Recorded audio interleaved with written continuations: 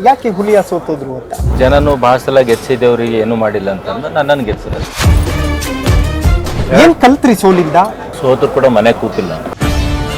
ಜನ ಫೋನ್ ಮಾಡಿದ್ರೆ ನೀವೇ ಪಿಕ್ ಮಾಡೋದು? ನಾನೇ ಪಿಕ್ ಮಾಡ್ತೀನಿ. ತುಂಬಾ ಜನ ಪಿ ಎಗಳನ್ನು ಇಟ್ಕೊಂಡಿರ್ತಾರೆ. ಹೆಂಗ್ ನಿಮಗೆ ಕ್ಯಾಮರಾಮನ್ ಇರಲ್ಲ ಹಂಗೆ ನಮ್ಮ ಪಿ ಎಗಳು ಇದ್ದೇ ಇರ್ತಾರೆ. ಅನುದಾನ ಎಲ್ಲ ಸಿಗ್ತಾ ಇದೆಯಾ ಅಂತ? ಅನುದಾನನೇ ಇಲ್ಲ, ಸಿಗ್ತಾ ಇಲ್ಲ. ವಿದ್ಯಾರ್ಥಿನಿಗೆ ಎಷ್ಟು ತೊಂದರೆ ಆಗ್ತಾ ಇದೆ. ಈ ತರದ ಬಸ್ಗಳು ನಮ್ಮ ಉತ್ತರ ಕರ್ನಾಟಕಕ್ಕೆ ಕೊಡ್ತಾರೆ ಅಂತ. ಹಳೆ ಬಸ್ಸು ನನ್ನ ಹತ್ರ ತೋರಿಸ್ತೀನಿ ನೋಡ್ರಿ. ಇದೊಂದು ಹಾ, ಏನಿದ್ರೆ ಕೇಂದ್ರಕ್ಕೆ ಬಟ್ ಮಾಡ್ತಾರೆ. ನಿಂಬಲ್ಲಿ ಇದ್ರೆ ಪೆಲ್ಲ ಕೊಡ್ರಪ್ಪ. ಆಪರೇಷನ್ ಏನಾದ್ರು ಆಗುತ್ತಾ? ಏನ್ ಆಪರೇಷನ್ ಇಲ್ಲ, ಅವ್ರದವ್ರದೇ ಆಪರೇಷನ್ ಆಯ್ತು. ಡಿ ಕೆ ಶಿವಕುಮಾರ್ ಆಗ್ಬೇಕಂತ 50 MLA ಮೀಟಿಂಗ್ ಮಾಡ್ತಾರೆ ಡೈಲಿ. ಏನ್ ನಿರೀಕ್ಷೆ ಮಾಡಬಹುದು ಸರ್ ಜನ ನಿಮ್ಮಿಂದ? ಜನರಲ್ ಬಾಯಲ್ಲಿ ಇರಬೇಕು, ಹಲ್ಲಲ್ಲಿ ಇರಬಾರ್ದು. ನಮಸ್ಕಾರ ವೀಕ್ಷಕರೇ, ನೀವು ನೋಡ್ತಾ ಇದ್ದೀರಾ ನ್ಯಾಷನಲ್ ಟಿವಿ. ನಾನು ಸೈಯದ್ ಹಿದಾಯತ್. ಇವತ್ತು ಬೆಳಗಾವಿಯ ಸ್ಯಾಂಕಮ್ ಹೋಟೆಲ್ನಲ್ಲಿ ಕೂತ್ಕೊಂಡಿದ್ದೀವಿ. ಸೊ ಬೆಳಗಿನ ಜಾವ breakfast with Bidar south MLA ಅನ್ನುವಂತಹ ಒಂದು ಕಾರ್ಯಕ್ರಮವನ್ನು ಮಾಡ್ತಾ ಇದ್ದೇವೆ. ಸೊ ನನ್ನ ಜೊತೆ ಶೈಲೇಂದ್ರ ಬೆಳದಾಳೆ ಅವರು ಜಾಯ್ನ್ ಆಗ್ತಾ ಇದ್ದಾರೆ. ಸೊ ಬನ್ನಿ ಮಾತಾಡಿಸ್ತಾ ಹೋಗೋಣ. ಸರ್, ಕಾರ್ಯಕ್ರಮಕ್ಕೆ ಸ್ವಾಗತ. ನಮಸ್ಕಾರ ಸರ್. ನೀವು ಆಕ್ಚುಲಿ ತಿಂಡಿ ತಿಂತಾ ಇದ್ದೀರಿ, ಜನ ನಾನು ಖಾಲಿ ಇದ್ದೀನಿ ಅಂತ ತಿಳ್ಕೊತಾರೆ. ಕ್ಲಿಯರಿಫಿಕೇಶನ್ ಕೊಟ್ಬಿಡ್ತೀನಿ, ನಾನು ತಿಂಡಿ ಮಾಡಿ ಬಂದಿದ್ದೀನಿ. ಓಕೆ, ವೆಲ್, ಮಂತ್ರಿ ಆಗಿದ್ದಂತಹ ಬಂಡೆಪ್ಪ ಕಾಶೆಂಪೂರ್ ಅವರನ್ನ ಸೋಲಿಸಿದ್ದಿದೆಯಲ್ಲ, so that is the power of BJP ಅನ್ನುವಂಥದ್ದು ಪ್ರೂವ್ ಮಾಡಿದ್ದೀರಿ. ಹೇಗಿತ್ತು ಆ ಕದನ ಅಂತ? ನಾನು ಸೋತದಕ್ಕಿಂತ ಜನ ಅವ್ರಿಗೆ ಸೋಲ್ತಾರೆ. ನಾನು ಅಷ್ಟೇ ಅಭ್ಯರ್ಥಿ ಅಷ್ಟೇ. ಜನ ಅವರು 2-3 ಸಲ ಗೆದ್ದಿದ್ರು, ಅಭಿವೃದ್ಧಿ ಮಾಡಿಲ್ಲ. ಗೆದ್ದಾಗ ಯಾವ ಊರಿಗೆ ಭೇಟಿಯಾಗಿಲ್ಲ, ಜನರಿಗೆ ಸ್ಪಂದಿಸಿಲ್ಲ ಅಂತ ಆ ಕಾರಣಕ್ಕಾಗಿ ಅವರನ್ನ ಜನ ಸೋಲಿಸಿದ್ರು, ನನಗೆ ಗೆದ್ಸಿದ್ರು. ಓಕೆ ಸರ್, ಅವ್ರನ್ನ ಉತ್ತರ ಕರ್ನಾಟಕದ ಹುಲಿಯ ಅಂತ ಕೂಡ ಕರೀತಾರೆ. ಯಾಕೆ ಹುಲಿಯ ಸೋತೋದ್ರು ಅಂತ? ಅದೇಂದಲ್ಲ ಸರ್, ಜನರ ಜೊತೆ ಸಂಪರ್ಕ ಕಡ್ಕೊಂಡ್ರು. ಗೆದ್ಮೇಲೆ ಯಾವ ಊರಿಂದು ಜನರ ಸ್ಪಂದನೆ ಮಾಡ್ಲಿಲ್ಲ, ಅಭಿವೃದ್ಧಿ ಕಡೆ ಗಮನ ಹರಿಸ್ಲಿಲ್ಲ. ಅದಕ್ಕೋಸ್ಕರ ಒಂದ್ 2-3 ಸಲ ಗೆದ್ದಿದ್ರು. ಜನನು ಬಹಳ ಸಲ ಗೆಚ್ಚಿದವ್ರಿಗೆ ಏನು ಮಾಡಿಲ್ಲ ಅಂತಂದು ನನ್ನನ್ನು ಗೆಲ್ಸಿಲ್ಲ ಅಷ್ಟೇ. ಸರ್, ಸರ್ಕಾರದ ಮೇಲೆ ಒಂದು ಆರೋಪ ಮಾಡಿದ್ರಿ. ಅಂದ್ರೆ ಕಾನ್ಸ್ಟೇಬಲ್ಗಳಿಗೆ ಟಾರ್ಗೆಟ್ ಕೊಡಲಾಗಿದೆ, 20 ಕೇಸ್ಗಳನ್ನ ಮಾಡ್ಲೇಬೇಕು ಅನ್ನುವಂತಹ ನಿಟ್ಟಿನಲ್ಲಿ ಗಂಭೀರ ಆರೋಪ ಮಾಡಿದ್ರಿ. ಯಾವ ಬೇಸಿಸ್ ಮೇಲೆ ಅಂತ? ಈಗನೂ ಇದೆ. ಮೊನ್ನೆ ಚಾಂಗ್ಲೇರ ಜಾತ್ರೆ ಇತ್ತು ಮೊನ್ನೆ. ಆಗೋ ಜಾತ್ರೆ ದಿವಸ ಕೂಡ ಸುಮಾರು ವೆಹಿಕಲ್ಗಳು ಹಿಡಿಯೋದು, ಅವರಿಗೆ ಫೈನ್ ಹಾಕೋದು. ನಾನು ಫೋನ್ ಮಾಡಿ ಕೇಳಿದೆ, ಯಾಕ್ರಿ ಹಿಂಗ ಆಗ್ತದೆ? ಇಲ್ಲ, ನಮ್ಮ ಟಾರ್ಗೆಟ್ ಅದ ಸರ್, ನಾವು ಮಾಡಬೇಕು. ನಾನು ಜಾತ್ರೆ ದಿವಸ ಯಾಕೆ ಹಿಡಿತೀರಿ, ಮತ್ತೊಂದ್ ದಿವಸ ಹಿಡ ನಾನೇ ಖುದ್ದಲ್ಲಿಗೆ ಹೋಗಿ ಸ್ಪಾಟಿಗೆ ಹೋಗಿ ವೆಹಿಕಲ್ ಅನ್ನು ಬಿಡಿಸಿ ಉದಾಹರಣೆ ಆ ಜನರಿಗೆ ಗೊತ್ತು. ಮೊದಲೇ ಜನರಿಗೆ ಜನ ಹತ್ರ ದುಡ್ಡಿಲ್ಲ. ನಮ್ಮ ಜಿಲ್ಲೆ ಬರಗಾಲ ಪರಿಸ್ಥಿತಿ ಎದುರಿಸ್ತಾ ಇದೆ. ಹೊಲದಲ್ಲಿ ರೈತರಿಗೆ ಬೆಳೆಗೆ ದುಡ್ಡಿಲ್ಲ, ಎಲ್ಲ ಒಣಗ್ತಾ ಇದೆ. ಅಂತ ಸಮಯದಲ್ಲಿ ಸರ್ಕಾರ ಅವ್ರ ಟಾರ್ಗೆಟ್ 5 ಗ್ಯಾರಂಟಿ ಪೂರ್ತಿ ಮಾಡ್ಲಿಕ್ಕೆ ಎಲ್ಲಿಂದ ಹಣ ದೃಢೀಕರಣ ಮಾಡಿ 5 ಗ್ಯಾರಂಟಿ ಮಾಡ್ಬೇಕಂತ ಆ ಯೋಚನೆಯಿಂದ ಬೇರೆ ಬೇರೆಯವರಿಗೆ ಈಗ ಲಿಕ್ಕರ್ದಲ್ಲಿ ಜಾಸ್ತಿ ಲಿಕ್ಕರ್ ರೇಟ್ ಮಾಡೋದು, ಸ್ಟ್ಯಾಂಪ್ ವ್ಯಾಲ್ಯೂ ರೇಟ್ ಜಾಸ್ತಿ ಮಾಡೋದು, ಇದು ವೆಹಿಕಲ್ ಹಿಡಿದು ಸಾಮಾನ್ಯ ಜನರಿಗೆ ತೊಂದರೆ ಕೊಡೋದು, ಇದೆಲ್ಲ ದೃಷ್ಟಿಕೋನ ಇಟ್ಕೊಂಡು ನಾನು ಹೇಳಿದೆ ವಿಷಯ. ಪ್ರಾಕ್ಟಿಕಲ್ ಕೂಡ ಹೌದು. ಓಕೆ, ವೆಲ್ ಸರ್, ಸೋಲು ಮನುಷ್ಯನನ್ನ ತುಂಬಾ ಚೇಂಜ್ ಮಾಡುತ್ತೆ ಅಂತ ಹೇಳ್ತಾರೆ. ಇನ್ಫ್ಯಾಕ್ಟ್ ನೀವು ಕೂಡ ನಿಂತು ಸೋತಿದ್ದು ಉದಾಹರಣೆಗಳಿದೆ. ಏನ್ ಕಲ್ತ್ರಿ ಸೋಲಿಂದ? ಗೆಲುವಿಂದ ಏನ್ ಕಲ್ತ್ಕೊಂಡ್ರಿ ಅಂತ? 2 ಸಲ MLA ಸೋತ್ ಸರ್ ನಾನು 13-18ರಲ್ಲಿ. ಆಮೇಲೆ ಸರ್ಕಾರ, ಆಗಿನ ಮುಖ್ಯಮಂತ್ರಿ ಯಡಿಯೂರಪ್ಪ ಸಾಹೇಬರು, ರಾಜ್ಯಾಧ್ಯಕ್ಷರು, ಪಾರ್ಟಿ ನನ್ನನ್ನು KSIDC ಚೇರ್ಮನ್ ಮಾಡ್ತಾರೆ. ಹೌದು, ಆಗ ಸ್ವಲ್ಪ ಒಳ್ಳೆ ಕೆಲಸ ಮಾಡಿದೆ. Government hospital oxygen generating plant ಆಗ್ತದೆ. ಕೋವಿಡ್ ಫಸ್ಟ್ ವೇವ್ ಅಲ್ಲಿ ಫ್ರೀ ಆಡ್ ಆಂಬುಲೆನ್ಸ್ ಸಿಕ್ತೆ ಜನರಿಗೋಸ್ಕರ. ಅದೆಲ್ಲ ನೋಡಿ ಜನರು ಸಮಾಜ ಸೇವೆ ಗುರುತಿಸಿ ನಿರಂತರ ಸೋತರು ಕೂಡ ನಾನು ಟಚ್ ಅಲ್ಲಿ ಇದ್ದೆ ಕ್ಷೇತ್ರದಲ್ಲಿ. ಕಂಟಿನ್ಯೂ ಸೋತರು ಕೂಡ ಮನೆ ಕೂತಿಲ್ಲ. ಅವನ ದೃಷ್ಟಿಕೋನದಿಂದ ಜನರು ಅನುಕಂಪನೆ ಇತ್ತು, ಕನಿಕರಣ ಇತ್ತು. ಮತ್ತೆ ಡೈಲಿ ನನ್ನ ಅವೈಲಬಿಲಿಟಿ ಅದು ಬಹಳ ಮುಖ್ಯ. ಎಲ್ಲಾ ಸಮಾಜದವ್ರ ಕೆಲಸ ಮಾಡ್ತಿದ್ದೆ ನಾನು. ಓಕೆ, ಎಷ್ಟು ಗಂಟೆ ಲೈಕ್ ಜನಸಂಪರ್ಕದಲ್ಲೇ ಇರ್ತಾ ಇದ್ರಿ ಸರ್ ಸತತವಾಗಿ? 10 ಹಿಡಿದು ರಾತ್ರಿ 10 ತನ. ಈಗ್ಲೂ ಕೂಡ ಜನ ಫೋನ್ ಮಾಡಿದ್ರೆ ನೀವೇ ಪಿಕ್ ಮಾಡೋದು? ನಾನೇ ಪಿಕ್ ಮಾಡ್ತೀನಿ. ಕಾರ್ಯಕ್ರಮದಾಗ ಇದ್ದರೆ ಫಂಕ್ಷನ್ ಇದ್ದರೆ PA-PS ಗಳು ಎತ್ತಾರಷ್ಟೇ. ಸಹಜವಾಗಿ ಎಲ್ಲರದು ಇದೆ. ಓಕೆ, ಇಲ್ಲ ಅದರ್ವೈಸ್ ನಾನೇ ಫೋನ್ ಐತೀನಿ. ನಿಮ್ ನಾನೇ ಆಯ್ತದಲ್ಲ? ಹೌದು ಹೌದು ಹೌದು. ಅಲ್ಲ, ನಾ ಯಾಕೆ ಕೇಳ್ತಾ ಇದ್ದೀನಿ ಅಂತಂದ್ರೆ ತುಂಬಾ ಜನ PA-ಗಳನ್ನ ಇಟ್ಕೊಂಡಿರ್ತಾರೆ. ಸಂವಿಧಾನದಲ್ಲಿ ಸರ್ಕಾರ ಇದ್ದಾಗ PA-ಗಳು ಸಹಜ ಎಲ್ಲರಿಗೂ ಇರ್ತದೆ. ಹೆಂಗ್ ನಿಮಗೆ ಕ್ಯಾಮರಾಮನ್ ಇರಲ್ಲ ಹಂಗ ನಮ್ಗೆ PA-ಗಳು ಇದ್ದೇ ಇರ್ತವೆ. ಕರೆಕ್ಟ್. ಸರ್ ನಿಮಗೆ 2 ಬಾರಿ ಸೋತಿದ್ದೀರಿ, ಮತ್ತೆ ಟಿಕೆಟ್ ಕೊಡೋದು ಯಾಕೆ ಅನ್ನುವಂತ ರೀತಿಯಲ್ಲಿ ಮಾತಾಡಿದ್ದು ಕೂಡ ಉಂಟು. ತುಂಬಾ ಜನ ಅಬ್ಸರ್ವ್ ಮಾಡಿರ್ತೀರಿ ನೀವು ಕೂಡ. ಗೆದ್ಮೇಲೆ ಅವ್ರಿಗೆ ಯಾವ ತರ ಆನ್ಸರ್ ಕೊಟ್ರಿ ಅಂತ? ನಾನು ಕೆಲಸ ಮಾಡೋ ಮುಖಾಂತರ ಆನ್ಸರ್ ಕೊಡ್ತಾ ಇದ್ದೀನಿ. ಆ ತರ ಏನ್ ವಿರೋಧ ಇದ್ದಿಲ್ಲ ನಮ್ಮ ಕ್ಷೇತ್ರದಾಗ. ಸಂಘಟನೆ ನನ್ನ ಜೊತೆ ಇತ್ತು, ನಾಯಕರೆಲ್ಲ ಇದ್ರು. ಕೆಲವರು ಇದ್ದೇ ಇರ್ತಾರೆ, ಬೇರೆ ಟಿಕೆಟ್ ಅಪೇಕ್ಷಿತರು ಇದ್ದೇ ಇದ್ರು. ಬೇರೆ ನಮ್ದು ಸರ್ವೆ ಆಧಾರಿತ ಮತ್ತೆ ಪಕ್ಷದಲ್ಲೆಲ್ಲ ಸಂಘಟನೆಯಲ್ಲಿ ಗುರುತಿಸ್ತಾರೆ. ನಾನು ಜಿಲ್ಲಾಧ್ಯಕ್ಷ ಕೆಲಸ ಮಾಡೀನಿ. ಅದಕ್ಕೆ ಸಂಘಟನೆ ಗುರುತಿಸಿ ನನಗೆ. ಸರ್ ನನಗೆ ಇನ್ನೊಂದು ಪ್ರಶ್ನೆ ಏನ್ ಗೊತ್ತಾ ಸರ್, ನಮ್ಮ ಕ್ಷೇತ್ರದ ಜನ ಎಲ್ಲಿದ್ರು ಕೂಡ ಅವ್ರು ಚೆನ್ನಾಗಿರ್ಬೇಕು ಅನ್ನುವಂಥ ಥಾಟ್ ಪ್ರೊಸೆಸ್ ತುಂಬಾ ಜನರಿಗೆ ಕಡಿಮೆ. ಆಕ್ಚುಲಿ ನೀವು ಒಂದು ಮಾತು ಹೇಳ್ತೀರಿ, ಬೆಂಗಳೂರಲ್ಲಿರುವಂತ ಬೀದರ್ ಜನರಿಗೂ ಕೂಡ ಯೋಜನೆ ರೂಪಿಸ್ತೀನಿ ಅಂತ. ಏನ್ ಯೋಜನೆ ಮಾಡದಲ್ಲ ಸರ್? ಮೊನ್ನೆ 24 ತಾರೀಕಿಗೆ ಕಚೇರಿ ಉದ್ಘಾಟನೆ ಮಾಡದಲ್ಲ, ಜನಸ್ಪಂದನ ಕೇಂದ್ರ ಅಂತ. ಓಕೆ. Room number 278 legislature. ಮಾನ್ಯ ನಮ್ಮ ನೆಚ್ಚಿನ ನಾಯಕರು, ಈಗಿನ ರಾಜ್ಯಾಧ್ಯಕ್ಷ ವಿಜೇಂದ್ರ ಜಿನ ಇನಾಗ್ರೇಷನ್ ಮಾಡಿದ್ರು. ಒಂದು ನನ್ನ ರೂಮು, ಒಂದು ಜನರಿಗೋಸ್ಕರ ಸಹಾಯವಾಣಿ ಕೇಂದ್ರ ಸ್ಟಾರ್ಟ್ ಮಾಡಿದೀನಿ. ನಾನು ಏನ್ ಮಾತು ಕೊಟ್ಟಿದೆ ಯಲಹಂಕ ಚುನಾವಣೆ ಅದೆಲ್ಲ ಮಾಡ್ತಾ ಇದ್ದೀನಿ ಅಂತ. ಸರ್ಕಾರ ಇದ್ರು ಬಹಳ ಮಾಡ್ತಿದ್ದೆ, ಸರ್ಕಾರ ಇಲ್ಲ, ಹಂಗೆ ಪ್ರಯತ್ನ ಮಾಡ್ತಾ ಇದ್ದೀನಿ. ಓಕೆ ಸರ್, ಸದ್ಯ ನಿಮ್ಮ ಪಾರ್ಟಿ ಅಧಿಕಾರದಲ್ಲಿಲ್ಲ, ಅನುದಾನ ಎಲ್ಲ ಸಿಗ್ತಾ ಇದೆಯಾ ಅಂತ? ಅನುದಾನನೇ ಇಲ್ಲ, ಸಿಗ್ತಾ ಏನಿಲ್ಲ. ಯಾಕೆ, ರೀಸನ್ ಏನು ಅಂತ ಅನ್ಸುತ್ತೆ ನಿಮ್ಗೆ? ರೀಸನ್ ಏನು, ಈಗ ನೋಡ್ರಿ ಈಗ ರೋಡಿಂದೇ ಕೊಟ್ಟಿದ್ದಾರೆ ಒಂದು. ಕಾಂಗ್ರೆಸ್ MLAಗಳು 20-25 ಕೋಟಿ ಕೊಟ್ಟಿದ್ದಾರೆ, ನಮಗೆ 10 ಕೋಟಿನೇ ಕೊಡ್ತಾ ಇದಾರೆ. 50% ಕಡಿವಾಣ. ಏನೆಲ್ಲ ಅವ್ರಿಗೆ ಕಾಂಗ್ರೆಸ್ ಏನು ಮತ ಹಾಕಿಲ್ವ ಆ ಕ್ಷೇತ್ರದಲ್ಲಿ? ಎಲ್ಲಾ ಕ್ಷೇತ್ರದ ಹಾಕಿದ್ದಾರೆ. ಅವ್ರ ಹಿತ ಕಾಪಾಡ್ಬೇಕಂದ್ರೆ ಈಕ್ವಲ್ ಕೊಡಬೇಕಲ್ಲ. ಕೊಡ್ತಾ ಇಲ್ಲ ಸರ್. 50% ಕಡಿವಾಣ ಇದೆ. ಕಾಂಗ್ರೆಸ್ 20 ಕೊಟ್ರೆ ನಮ್ಗೆ 10, ಅವ್ರಿಗೆ 5 ಕೊಟ್ರೆ ನಮ್ಗೆ 2, ಈ ತರ. ಓಕೆ ಸರ್, ಈ ಗ್ಯಾರಂಟಿಗಳ ಬಗ್ಗೆ ಏನ್ ಹೇಳ್ತೀರಿ ಸರ್? ಯಾಕೆಂದ್ರೆ ಜನರಿಗೆ ತುಂಬಾ ಅನುಕೂಲ ಆಗ್ತಾ ಇದೆ, ಗ್ಯಾರಂಟಿಗಳು ಎಲ್ರಿಗೂ ಸಿಗ್ತಾ ಇದೆ, ಎಂಜಾಯ್ ಮಾಡ್ತಿದ್ದಾರೆ, ರಾಜ್ಯದ ಜನ ಖುಷಿಯಾಗಿದ್ದಾರೆ ಅಂತ. ಯಾವ ಯುವಕರಿಗೆ 1 ರೂಪಾಯಿ ಹಾಕ್ಯಾರ್ರಿ? ಯಾಕೆ ಖುಷಿಯಾರ ಯುವಕರು? ನೀವೇ ಹೇಳ್ರಿ, ನೀವು ಯುವಕಿದ್ರಿ, ಯಾರಿಗೆ ಒಂದು ಯುವಕರ ನ್ಯಾಯ ಪೈಸಾ ಬಂದಿದೆ? ನಿರುದ್ಯೋಗಿ ಯುವಕರಿಗೆ. ನಿರುದ್ಯೋಗಿ ಯುವಕರಿಗೆ. ಯುವಕರು ಅಂದ್ರೆ ಅದೇ ನಿರುದ್ಯೋಗಿನೇ ಇರ್ತಾರಲ್ಲ ಜಾಸ್ತಿ. ಯಾರಿಗೆ ಬಂದಿದೆ ಹೇಳಿ? ಸರ್ಕಾರ ಬಂದ್ 7 ತಿಂಗಳಾಯ್ತು. Okay, correct. ಬಸ್ಸು ತಾಯಂದ್ರು ಓಡಾಡ್ತಾ ಇದ್ರೆ ಖುಷಿ ಇದೆ. ವಿದ್ಯಾರ್ಥಿನಿಗೆ ಎಷ್ಟು ತೊಂದರೆ ಆಗ್ತಾ ಇದೆ ಹೋಗಿ ನೋಡಿ. ಹಳ್ಳಿ ಊರಲ್ಲಿ ಒಂದ್ ಬಸ್ಸಲ್ಲಿ 150 ಜನ ಕೂತಿರ್ತಾರೆ. ಬೇರೆ ನನ್ನ ಹತ್ರ ಫೋಟೋ ವಾಟ್ಸಪ್ ಅಲ್ಲಿ ದಿನ ನನ್ನ ಕ್ಷೇತ್ರ ದಿನ ಒಂದ್ 2 ಹುಡುಗರು ಡೈರೆಕ್ಟ್ ನನ್ಗೆ ಫೋನ್ ಮಾಡ್ತಾರೆ. ಓಕೆ, ಮತ್ತೆಲ್ಲ ಹಳೆ ಬಸ್ಸು. ಹೌದು, ನನ್ನ ಹತ್ರ ವಿಡಿಯೋನೇ ಇದೆ ಸರ್. ನಾನು ಮೊನ್ನೆ ಬಸ್ಸಲ್ಲಿ ಬರ್ತಿರೋ ಇದು ಟ್ರಾವೆಲ್ ಮಾಡ್ತಾ ಇದ್ವಿ, ಹುಬ್ಳಿಯಿಂದ ಬರೋ ಟೈಮಲ್ಲಿ ಒಂದು ಬಸ್ ವಿಡಿಯೋ ಮಾಡಿದ್ದೆ ನಾನು. ಈ ತರದ ಬಸ್ಗಳು ನಮ್ಮ ಉತ್ತರ ಕರ್ನಾಟಕಕ್ಕೆ ಕೊಡ್ತಾರೆ ಅಂತ. ಹಳೇದು ಪಳೇದು ಡಬ್ಬಾ ಡಕೋಟಾ ಬಸ್ಗಳು, ಹಳೆ ಬಸ್ಸು ನನ್ನ ಹತ್ರ ತೋರಿಸ್ತೀನಿ ನೋಡ್ರಿ. ಈಗ ಏನಂತೀರಿ, ಎಲ್ಲ ಹುಡುಗರು ಸ್ಟ್ರೈಕ್ ಮಾಡೋದು ಮೊನ್ನೆ. ಓಕೆ.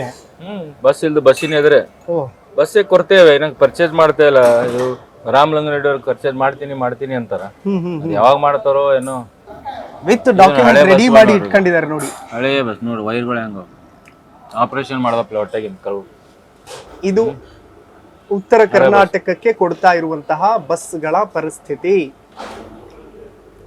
ಡಾಕ್ಯುಮೆಂಟ್ ಮಾಡಿ ಇಟ್ಕೊಳ್ಳಿ. ಇದನ್ನೆಲ್ಲ ಪ್ರಶ್ನೆ ಮಾಡ್ಬೇಕು ಸರ್ ಸದನದಲ್ಲಿ. ನೀವು ಮಾಡಿ ಹಾಕಿದೀನಿ ಸರ್, ಇನ್ನೂ ಒಂದು ಬಂದಿಲ್ಲ, ಇವತ್ತು ನಾಳೆ ಬರ್ತಾವ. ಓಕೆ, ವಿತ್ ಡಾಕ್ಯುಮೆಂಟ್ ಇದೆಯಾ ಸರ್? ಎಷ್ಟು ಬಸ್ಗಳಿದೆ ಈ ತರದ ಪರಿಸ್ಥಿತಿ ಅಂತ? ಇದೆ, ನಮ್ಮಲ್ಲಿ ಪ್ರಿಂಟ್ಔಟ್ನು ಇದೆ.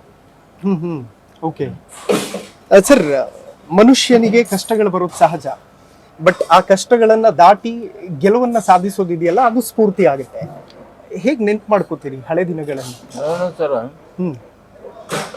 13 ಹಿಡಿದು 19 ತನಕ ಬಹಳ ಕಷ್ಟ ಆಯ್ತು. ಬಹಳ ಕಷ್ಟ ಆಯ್ತು. ಓಕೆ. ನಾವೇನು ಸಾಹುಕಾರ ಕುಟುಂಬದಿಂದ ಬಂದವರಿಲ್ಲ, common man, middle class family. Okay. 2 ಸಲ ಸೋತ ಮೇಲೆ ಎಷ್ಟು ತೊಂದರೆ ಆಗ್ತಾವ ನನಗೆ ಗೊತ್ತದ. ಯಾರೇ ಇಲ್ಲಿ ಪಾಪ ನನ್ನ ಜಾಗದ ಯಾರು ಸೋತರು ಇರ್ತಾವ. ಕರೆಕ್ಟ್, ಹೌದು.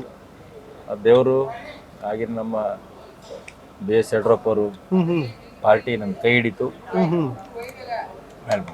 ಯಾರನ್ನ ರಾಜಕೀಯವಾಗಿ ಲೈಕ್ ಎಸ್ ನನ್ನ ಗುರುಗಳು ಇನ್ಸ್ಪಿರೇಷನ್ ಅಂತ ತಗೊಳ್ತೀವಿ ಅಂತ? BSY ಜಿ ಅವರು. ಯಾವ ತರ ಸಹಕಾರ ಇತ್ತು ಸರ್ ಅವ್ರದ್ದು? ಯಾಕೆಂತಂದ್ರೆ ಯಾವಾಗ್ಲೂ ನಾನು ಹೇಳ್ತಾ ಇರ್ತೀನಿ, ಲೀಡರ್ಗಳನ್ನ ಹುಟ್ಟಿ ಹಾಕುವವರೇ ಆಕ್ಚುಲ್ ಲೀಡರ್ ಅಂತ, ಫಾಲೋವರ್ಸ್ ಗಳಲ್ಲ ಅಂತ. ಇಲ್ಲ, ನಾವು ಫಸ್ಟ್ ಜಿಲ್ಲಾ ಪಂಚಾಯತ್ ಟಿಕೆಟ್ ಕೊಟ್ರು, ಆಮೇಲೆ MLA ಟಿಕೆಟ್. ಓಕೆ. ಗುರುತಿಸ್ ನಮ್ಮನ್ನು ಬೆಳೆಸ್ತಾರೆ. ಪಾರ್ಟಿನೂ ಬೆಳೆಸ್ಯದ, ಅವ್ರು ನಮ್ಮ ಗುರುಗಳು, ಅವ್ರನ್ನ ಬೆಳೆಸ್ತಾರೆ. ಬಟ್ ಎಲ್ಲೋ ಒಂದು ಕಡೆ ನಾಯಕತ್ವದ ವಿಚಾರ ಬಂದಾಗ ಉತ್ತರ ಕರ್ನಾಟಕಕ್ಕೆ ಎಲ್ಲೋ ಒಂದು ಕಡೆ ತಾರತಮ್ಯ ಆಗ್ತಾ ಇದೆ ಅನ್ನುವಂಥದ್ದನ್ನ ಯತ್ನಾಳ್ ಅವರು ಪದೇ ಪದೇ ಹೇಳ್ತಾ ಇರ್ತಾರೆ. ನೋಡಿ, ಹಳೆ ಮೈಸೂರು ಭಾಗದವರಿಗೆ ಕೊಡ್ತಾರೆ, ರಾಜ್ಯಾಧ್ಯಕ್ಷನೂ ಅವರೇ, ವಿರೋಧ ಪಕ್ಷದ ನಾಯಕರು ಅವರೇ ಅಂತ.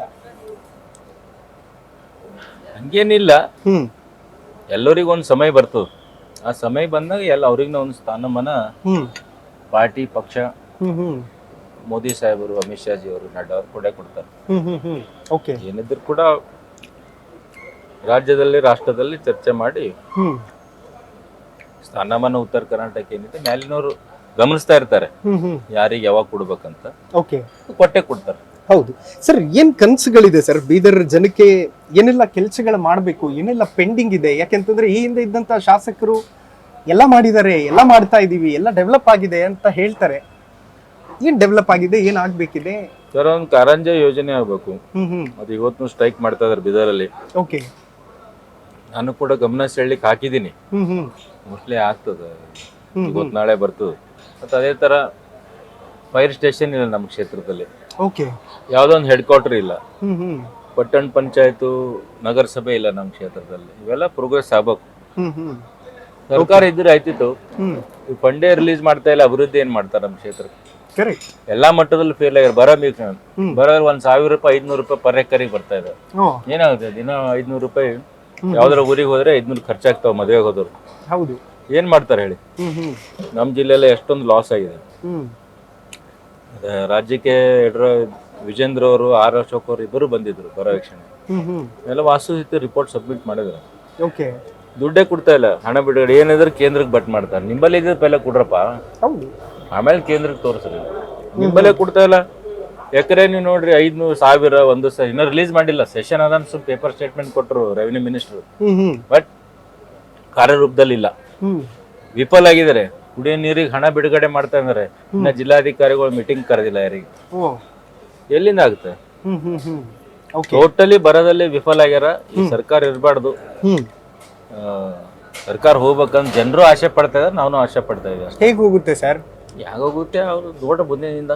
ಆಪರೇಷನ್ ಏನಾದ್ರು ಆಗುತ್ತಾ? ಏನ್ ಆಪರೇಷನ್ ಇಲ್ಲ, ಅವ್ರದವ್ರದೇ ಆಪರೇಷನ್ ಆಯ್ತು. ಅವರಲ್ಲಿ 3 ಬಾಗ್ಲಿದೆ ಅಂತ. ಅವರಲ್ಲಿ 3 ಒಬ್ರು ಡಿ ಕೆ ಶಿವಕುಮಾರ್ ಆಗ್ಬೇಕಂತ 50 MLA ಮೀಟಿಂಗ್ ಮಾಡ್ತಾರೆ ಡೈಲಿ. ಇರ್ಲಿ ಅಂತ ಮಾಡ್ತಾರೆ. ಸಮಯ ಬಂದಾಗ ಯಾವಾಗ ಏನಾಗಬೇಕು ಹಾಗೆ ಆಗ್ತದೆ. ಯಾರು ಇದಾರೆ ಅಂತ ಅನ್ಸುತ್ತೆ ಸರ್ ಸಿಎಂ ಕ್ಯಾಂಡಿಡೇಟ್ಗಳು ಕಾಂಗ್ರೆಸ್ ಅಲ್ಲಿ? ಅದರ ಸರಿ, ಪ್ರಿಯಾಂಕಾ ಖರೇಬಿ ನಾನ್ ಯಾಕೆ ಆಗಬಾರ್ದು ಅಂತಾರೆ. ಪರಮೇಶ್ವರ ನಾನ್ ಯಾಕೆ ಆಗಬಾರ್ದು ಅಂತಾರೆ. ಇಬ್ರು ಸತೀಶ್ ಜಾರಕಿಹೊಳಿ ನಾನ್ ಯಾಕೆ ಆಗಬಾರ್ದು. ಮತ್ತೆ ಡಿ ಕೆ ಶಿವಕುಮಾರ್ ಅವ್ರಿಬ್ಬರ ಅದನ್ನೇ ನಂಬರ್ 1, 2. ಇಷ್ಟು ಜನ ಅರವರು ಅವ್ರ ಪಾರ್ಟಿ. ನಾನೇನ್ ಮಾತಾಡಲ್ಲ ಅಂದ್ರೆ ಪೇಪರ್ದಲ್ಲಿ ಮಾಧ್ಯಮದಲ್ಲಿ ಬಂದಿದ್ದ ವಿಷಯ ಹೇಳ್ತಾ ಇದೀನಿ. ಅವ್ರ ಪಾರ್ಟಿ ಬಗ್ಗೆ ಯಾಕೆ ಮಾತಾಡಲ್ಲ, ಅವ್ರು ಯಾರಿಗೆ ಮಾಡಲ್ಲ. ಅವ್ರದವ್ರು ವೈಯಕ್ತಿಕವಾಗಿ ಪತ್ರಿಕೆ ಮಾಧ್ಯಮ ಹೇಳ್ಕೊಟ್ಟಿದ್ ನಾನು ಹೇಳ್ತಾ ಇದೀನಿ. ಕರೆಕ್ಟ್. ಇನ್ಫ್ಯಾಕ್ಟ್ ಬೇರೆ ಬೇರೆ ಶಾಸಕರು, ಬೇರೆ ಬೇರೆ ಪಕ್ಷಗಳಲ್ಲಿರುವಂಥವ್ರು, JDS ಅಲ್ಲಿರುವಂಥವ್ರು ಮತ್ತು ಕೆಲವರು ಬಿಜೆಪಿಯಲ್ಲಿ ಇರುವಂಥವ್ರು ಹೇಳ್ತಾ ಇದ್ರು 1 ವರ್ಷ ಆಫ್ಟರ್ MP ಎಲೆಕ್ಷನ್ ಈ ಸರ್ಕಾರ ಅಧಿಕಾರದಲ್ಲಿ ಇರೋದಿಲ್ಲ ಅಂತ. ನಿಮ್ಗೇನಾದ್ರು ಇನ್ಸೈಟ್ ಸೋರ್ಸ್ ಇದೆಯಾ ಅಂತ? ಸರಿ, ಎಲ್ಲಕ್ಕ ಸಮಯ ಉತ್ತರ ಕೊಡ್ತದ. ಒಳ್ಳೇದಕ್ಕೆ ನಾವು ವೇಟ್ ಮಾಡ್ಬೇಕಷ್ಟೇ. ಎಲ್ಲಕ್ಕಿಂತ ದೊಡ್ಡ ಸಮಯಕ್ಕಿಂತ ದೊಡ್ಡ ಯಾರು ಇಲ್ಲ. ಕರೆಕ್ಟ್. ಹೌದು, ಕರೆಕ್ಟ್. ಬಸವಣ್ಣವ್ರ ಒಂದು ವಚನ ಅದ, 12ನೇ ಶತಮಾನ, ಬಾರದು ಬಪ್ಪದು, ಬಪ್ಪುದು ತಪ್ಪುದು. ಕರೆಕ್ಟ್. ಹೌದು. ಯಾವಾಗ ಏನಾಗ್ಬೇಕು ಹಾಗೆ ಆಗ್ತದ. ನಾವು ಒಳ್ಳೆ ಸಮಯಕ್ಕೆ ವೇಟ್ ಮಾಡ್ಬೇಕಷ್ಟೇ. ನಾವ್ 2 ಸಲ ಸೋತೇವೆ, 3ನೇ ಸಲ ಸಮಯ ಬಂತು ಗೆದ್ದೆ. ಸರ್, ಈ ಸೋಲು ಗೆಲುವಿನ ಆಟ ಇದೆಯಲ್ಲ ಸರ್, ಅದೊಂದು ರೀತಿಯಲ್ಲಿ ಮನುಷ್ಯನನ್ನ ಲೈಕ್ ಬೇರೆ ಹಂತಕ್ಕೆ ತಗೊಂಡು ಹೋಗಿ ನಿಲ್ಲಿಸ್ಬಿಡುತ್ತೆ. ಇನ್ಫ್ಯಾಕ್ಟ್ ನೀವು ಸೋತಾಗ ಹಿಗ್ಗಬಾರದು, ಗೆದ್ದಾಗ ಕುಗ್ಗಬಾರದು ಅನ್ನೋಂಥದ್ದು ಹೇಳ್ತಾರೆ. ಹೇಗಿತ್ತು ಸೋತಾಗ ಇದ್ದಂತಹ ಜನಕ್ಕೂ ಗೆದ್ದಾಗ ಇದ್ದಂತಹ ಜನಕ್ಕೂ ಏನಾದರೂ ವ್ಯತ್ಯಾಸ ಗಮನಿಸಿದೀರಾ ಈಗ? ಸರ್, ಸಹಜವಾಗಿ ಎಂದೂ ಬಿಜೆಪಿ ಗೆದ್ದಿಲ್ಲ ಅಲ್ಲಿ. ಆ ಕ್ಷೇತ್ರ ಸ್ವತಂತ್ರ ಆದ್ಮೇಲೆ ಏನು 3 ವರ್ಷ ಸುಭಾಷ್ ಕಲ್ಲೂರ್ ಇದ್ದರು, 3.5 ವರ್ಷ. ಅದ್ಮೇಲೆ ಯಾರು ಗೆದ್ದಿಲ್ಲ ಬಿಜೆಪಿ 76 ವರ್ಷ. ಹೌದು. ಜನರ ಕಾರ್ಯಕರ್ತರ ಆಶಾಕಾಂಕ್ಷೆ ಇರ್ತಾವ. ಅಷ್ಟ್ರ ಮಟ್ಟಿಗೆ ನಾವು ಸರ್ಕಾರ ಇದ್ದಾಗ ಮಾಡ್ಬೋದಿತ್ತು. ಅಷ್ಟ್ರ ಮಟ್ಟಿಗೆ ಕೆಲಸ ಮಾಡಕ ಪ್ರಯತ್ನ ಮಾಡ್ತಾ ಇದ್ದೀನಿ, ಆ ಗೋಲ್ ರೀಚ್ ಆಗ್ಲಿಕ್ಕೆ. ನೋಡೋಣ, ಎಲ್ಲರಿಗೂ ತಗೊಂಡೋಗುವಂತ ಪ್ರಯತ್ನ ಮಾಡ್ತೀನಿ ಅವ್ರ ಆಶೀರ್ವಾದದಿಂದ. ಸರ್, ನಮ್ಮ ಸೋಲು ಮತ್ತು ಗೆಲುವಿನಲ್ಲಿ ನಿಂತ್ಕೊಳ್ಳೋದು ಒಂದು ಕುಟುಂಬದವರು, ಮತ್ತೊಂದು ಆತ್ಮೀಯ ಸ್ನೇಹಿತರು. ಈ ಕ್ಷಣಕ್ಕೆ ಕೂಡ ನೀವು ಲೈಕ್ ಎಸ್ ನಾನು ಸೋತಾಗ್ಲೂ ಕೂಡ ನನ್ನನ್ನು ಬಿಟ್ಟು ಹೋಗಿಲ್ಲಪ್ಪ ಈ ಹುಡುಗರು ಅನ್ನೋದಾದ್ರೆ ಯಾರು ಅಂತ? ಎಲ್ಲರೂ ಇದ್ರು, ಯಾರು ಬಿಟ್ಟಿಲ್ಲ, ಒಂದಿಬ್ಬರು ಬಿಟ್ರೆ ಯಾರು ಬಿಟ್ಟು. ಓಕೆ, ಬೇಜಾರಾಗುತ್ತಾ ಸೋತಾಗ ಕೈ ಬಿಟ್ಟು ಹೋದಾಗ? ಇಲ್ಲ, ಅವ್ರಿಗೇನು ಅನ್ಸಿರ್ತು, ಏನೋ ಡಿಫ್ರೆನ್ಸಸ್ ಆಗಿರ್ತದೆ ಪಾಪ, ಹೋಗಿರ್ತಾರೆ, ಏನೋ ಸಮಸ್ಯೆ ಇರ್ತದೆ ಅವ್ರದ್ದು, ಓಕೆ ಬಿಟ್ಟು ಹೋಗಿರ್ತಾರೆ. ನಾವೇನು ಬೇಜಾರು ಪಟ್ಕೊಂಬಲ್ಲ.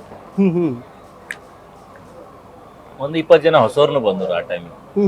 ಓಕೆ, JDS ಬಿಟ್ಟು ಕಾಂಗ್ರೆಸ್ ಬಿಟ್ಟು, ಅದನ್ನು ಲಾಭ ಆಗ್ತದೆ. ಓಕೆ ಸರ್, ಬಿಫೋರ್ ಪಾಲಿಟಿಕ್ಸ್ ಅಂದ್ರೆ ಪಾಲಿಟಿಕ್ಸ್ಗೂ ಬರೋಕ್ಕಿಂತ ಮುಂಚೆ ಏನ್ ಬಿಸ್ನೆಸ್ ಮಾಡ್ತಾ ಇದ್ರಿ ಅಂತ? ಒಂದು 2 ವರ್ಷ ಪ್ರಾಕ್ಟೀಸ್ ಮಾಡಿದೆ ಸರ್. ಆಮೇಲೆ ನಡ್ಲಿ ಪ್ರಾಕ್ಟೀಸ್ ಅಷ್ಟು ಕೂಡ್ಲಿಕ್ಕೆ ಪೇಷನ್ಸ್ ಇದಿಲ್ಲ. ಆಮೇಲೆ ಸ್ವಲ್ಪ ಕಾಂಟ್ರಾಕ್ಟ್ ಮಾಡಿದೆ. ಓಕೆ, ಯಾವ practice sir? Homeopathy. Okay, success ಆಗ್ತೀನಿ ಅಂತ ಎಲ್ಲ ಟ್ರೈ ಮಾಡಿದ್ರ ಏನಾದ್ರು? ಟ್ರೈ ಮಾಡಿದೆ, ಆಗ್ಲಿಲ್ಲ, ನಡ್ಲಿಲ್ಲ ಅಷ್ಟು. ನಾವು ಟೈಮ್ ಕೂಡ್ಲಿಕ್ಕೆ ಆಗ್ಲಿಲ್ಲ ನನಗಲ್ಲಿ. ಓಕೆ, ಅದಕ್ಕೆ ಇದ್ರಲ್ಲಿ 2006 ಅಲ್ಲಿ ಜಾಯ್ನ್ ಆಗಿ.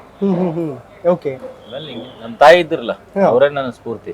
ಓಕೆ, ಏನ್ ಹೇಳೋರು ಸರ್ ಅವರು? ಅವ್ರು ರಾಜಕೀಯದಾಗ ಇದ್ರು, ಅದಕ್ಕಿಂತ ಮೊದಲು ಅವ್ರಿಗೆ ನೋಡಿ ಬಂದೆ ನಾ ಅಷ್ಟೇ. ಈಗ ಏನಾದ್ರು ಗೈಡ್ ಮಾಡಿದ್ದು ಈ ಕ್ಷಣಕ್ಕೆ ನೆನ್ಪು ಮಾಡ್ಕೊಳ್ಳೋದಾದ್ರೆ ಸರ್, ಲೈಕ್ ಈ ತರದ್ದು ಹೀಗೆ ಇರಬೇಕು ಪೊಲಿಟಿಕ್ಸ್ ಅಲ್ಲಿ ಅಂತ? ಅವ್ರು 2008 ಟ್ರೈ ಮಾಡಿದ್ರು, ಟಿಕೆಟ್ ಸಿಗ್ಲಿಲ್ಲ ಅವ್ರಿಗೆ. ಆಮೇಲೆ ಅವರು ನನಗ ಹೆಲ್ಪ್ ಮಾಡಿದ್ರು. ನಾ ಇಲ್ಲ, ನೀರಾಗು ಅಂತ ಪಾಪ ಅವ್ರು ತ್ಯಾಗ ಮಾಡಿದ್ರು. ಓಕೆ, ತಾಯಿಯ ತ್ಯಾಗದ ಮುಂದೆ ಎಲ್ಲವೂ ಕೂಡ ನಶ್ವರ ಅಂತ ಹೇಳ್ತಾರೆ ಸರ್. ಆ ತಾಯಿಯ ತ್ಯಾಗಕ್ಕೆ ಏನ್ ಹೇಳ್ತೀರಿ ಅಂತ? ಇಲ್ಲ, ಅವ್ರು ತ್ಯಾಗ ಮಾಡಿದಕ್ಕೆ ನಾನು MLA ಅದೇ ರಾಜಕೀಯದಾಗ ಬಂದೆ. ಓಕೆ, ಇಲ್ಲ, ಸಾಧ್ಯ ಇಲ್ಲ. ಖುಷಿ ಇದೆಯಾ ಸರ್ ನೀವು ಮಾಡ್ತಿರುವಂತಹ ಕೆಲಸಗಳಾಗ್ಲಿ ಅಥವಾ ಕ್ಷೇತ್ರದ ಜನರ ಜೊತೆ ಇಟ್ಕೊಂಡಿರುವಂತಹ ಒಡನಾಟ ಆಗ್ಲಿ? ಅವ್ರೀಗ ನನಗೆ ನಿಮಗೆ ಸ್ಯಾಟಿಸ್ಫ್ಯಾಕ್ಷನ್ ಕೊಡುತ್ತಾ? ಇದೆ. ಆಶಿ ಭಾಳ ಅದ ಸರ್, ಜನರಿಗೆ ಪಾಪ ಎಲ್ಲ ಇದು ಆಗ್ಬೇಕೆಲ್ಲ. ಅಷ್ಟ್ರ ಮಟ್ಟಿಗೆ ಸರ್ಕಾರ ಇದ್ರೆ ಬಹಳ ಕೆಲಸ ಮಾಡ್ಬೋದಿತ್ತು. ಎಲ್ಲರಿಗೂ ಸ್ಯಾಟಿಸ್ಫೈ ಮಾಡಕ್ಕಾಗಲ್ಲ.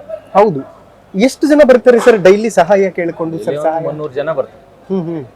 ಓಕೆ, ಎಲ್ರಿಗೂ ಕೂಡ ನಾವು ಸಹಾಯ ಮಾಡೋದಕ್ಕಾಗೋದಿಲ್ಲ ಅಲ್ವಾ ಸರ್? ಯಾವ್ದಾದ್ರು ಲೈಕ್ ಸಹಾಯ ಮಾಡದೆ ಇರುವಂತಹ ಪ್ರಸಂಗಗಳು ಬಂದಾಗ ಪರ್ಸನಲಿ ಫೀಲ್ ಆಗೇ ಇರುತ್ತೆ ತಮಗೆ. ಯಾವ್ದಾದ್ರು ಪ್ರಕರಣಗಳಿದೆಯಾ ಆ ತರದ್ದು ಅಂತ? ಆ ತರ ಏನಿಲ್ಲ, ಮತ್ ಬರ್ತಾರ ಪಾಪ ಅವ್ರು, ಮತ್ ಟ್ರೈ ಮಾಡೋದು. ಓಕೆ, ವೆಲ್ ಸರ್, ಈಗ MP ಎಲೆಕ್ಷನ್ ಕೂಡ ಹತ್ರ ಬರ್ತಾ ಇದೆ. ಎಷ್ಟು ಸ್ಥಾನಗಳು ಬರಬಹುದು ಬಿಜೆಪಿಗೆ ರಾಜ್ಯದಲ್ಲಿ ಅಂತ? 28 ಬರ್ತಾವಂತ ಎಲ್ಲರಿಗೂ ನಂಬಿಕೆ ಇದೆ ಸರ್. ಮೊನ್ನೆ ಕೂಡ ನಮ್ಮ ರಾಜ್ಯ ಅಧ್ಯಕ್ಷರು ಕೂಡ ಹೇಳಿದ್ದಾರೆ, 4-5 ಸಲ ಉಲ್ಲೇಖ ಮಾಡಿದ್ದಾರೆ. ಮೊದಲು 25 ಯಡಿಯೂರಪ್ಪ ಸಾಹೇಬ್ರ ನೇತೃತ್ವದಾಗ ಬಂದಿತ್ತು, ಅವಾಗ ಅಧ್ಯಕ್ಷರು.